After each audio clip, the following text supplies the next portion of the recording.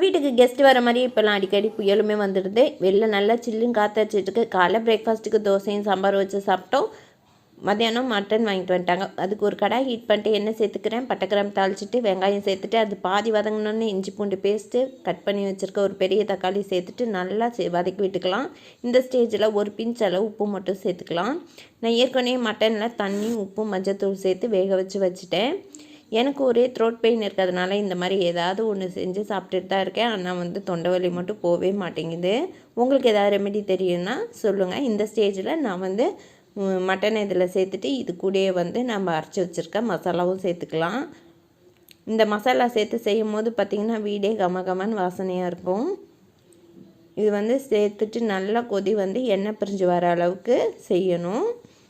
காலையிலே சாம்பார் வச்சதுனால மத்தியானம் ரைஸும் மட்டன் கிரேவி மட்டும் தான் செஞ்சிட்ருக்கேன். நல்லா எண்ணெய் பிரிஞ்சு வந்தோடனே ஆஃப் பண்ணிடலாம். மத்தியானம் லஞ்சுக்கு மட்டன் கிரேவி ரைஸ் சாம்பார் வச்சு சூப்பராக சாப்பிட்டாச்சு.